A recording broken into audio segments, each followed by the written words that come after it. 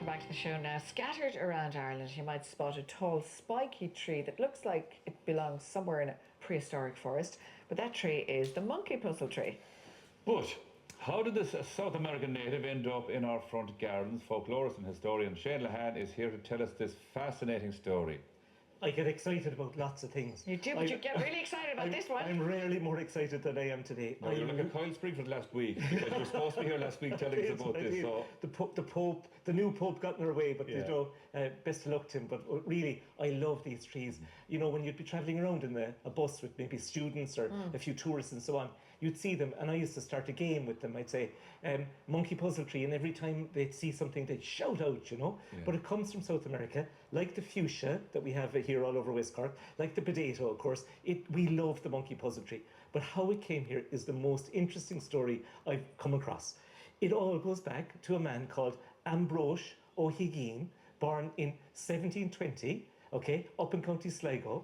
Of course, penal times, he had nothing going for him. He went off to Spain, Catholic Spain, headed off to South America, worked his way across the Andes, worked his way up through the military, and Charles III gave him he became the governor of Chile at that point in time.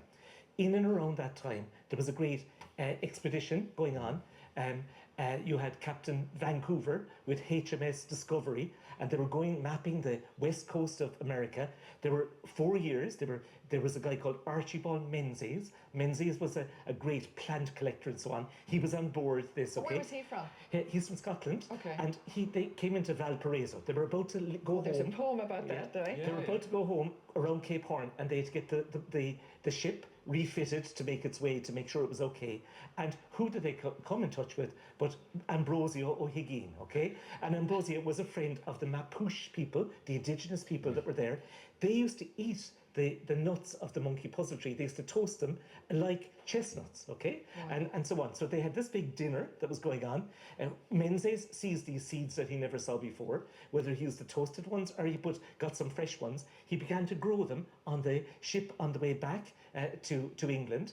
There was some seawater got in. There was a big fight about it. But the bottom line was that when they got back, there were 5 or 6 small little saplings like this one here. Yeah. This one, by the way, is my great friend Patrick and his wife Polly. They have a monkey puzzle tree, and this is the kind of way when it begins, right? So they saw this exotic tree back in Kew Gardens. Everyone was intrigued by it. As it began to grow, and as it began to grow, they said, oh, we want something like this. So they had to send off now for new seeds. Now let's take a look. We have a shot here of the natural environment in Chile and how they look there. It's unbelievable in that kind of volcanic area, 5,000 feet up above sea level. Just incredible. They grow they grow up to 80 meters tall in their natural environment. So this is the story now. This is a great second part of this. We have to go back to Hawaii for the second part. In 1824, Hawaii wasn't attached to America, and they were trying to get attached to the British colony, as it were. So the king, Kamehameha, and his queen, Kamamalu, they went off to London. They were treated like royalty when they arrived, the entire Hawaiian contingent, and being shown how good it would be to be part of the empire. They found their way into a children's hospital, and they picked up measles, and tragically, the entire Hawaiian contingent died. So this was an international incident altogether. So the English had to do something, and they had to bring all the bodies back to Hawaii. While they were doing that, a man called James McRae, he came along, and he was a botanist as well, and he went up to that area that we saw, and he collected the seeds, and he brought the seeds back again to England at that time. They gave it out to all the botanic gardens. They forgot to give it to Dublin. Dublin didn't get them at all. We were left out at that point in time. But the really interesting thing was that people began to see the seeds, and they were paying £25 a tree. Now it sounds like it's almost nothing. Like the tulip wars. Exactly, £25 a tree. That's about €3,000 in today's money for one small sapling like this. Yeah. So what happens then is the Vetch company, who were the main nurseries and seed suppliers, they're the ones, they said, there's money in this. They sent another tree hunter, a man called William Lobb. He goes off, he gets his shotgun, he goes up to the same spot, and he shoots down all the big seed heads that are there, and he begins to send them back. And it's from there, from 1843, that we get the first seeds coming to Ireland, and they were planted 1845 in Woodstock up in Inishtig. I went up to see this. We have a shot of that, actually. A lovely a lovely avenue. yeah. 31 pairs of trees were planted there. They're 180 years old now, those particular trees. Pre-famine? Just at the point of the famine, like yourself, I always remember 1845. Yeah. We don't forget what was happening, but this was happening at the time. And what happened then is that this began a whole... That was probably a whole estate there, was it? The that whole place? estate, Yeah. and all the big estates, all the glebe houses. Of course, what happens then is, of course, when we get after the famine, when the church begins, all the parochial houses, the Catholic Church, they want the monkey puzzle as well to show they're important. They are in churchyards. Them. Yes. Yeah. It's once you say it now, Shane. And all the big farmers had them. My own grandmother's people up in Boyle, the Crummies, and hello to them, all my relatives up there. They had a monkey puzzle tree outside the house. You begin to see it. So it was almost like status. It was status, because now you were every bit as good as the big estate that had it. And this is what happens. All the big houses had them.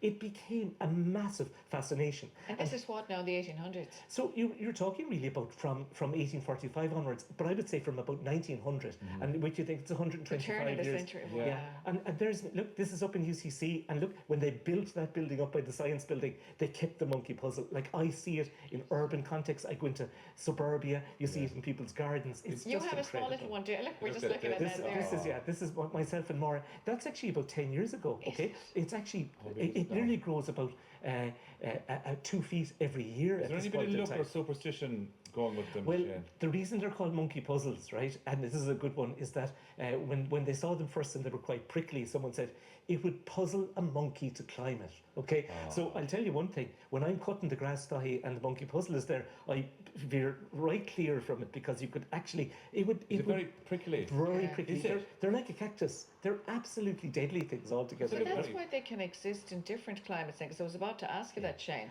But because that's why, probably, they're very hardy. They're very hardy. They didn't know in the beginning whether they're going to be affected by frost or not, and so on, and that's why in the beginning it Actually, didn't can work we out. show that photo of one of the people who sent in? There's a lovely photo. Is that Denise? There's one here with somebody in the snow, a monkey puzzle tree in the snow, actually. Oh, isn't that gorgeous? Yeah, that's Margaret Diamond, Castle Dawson. I just spotted this earlier. Isn't that fabulous? In Derry.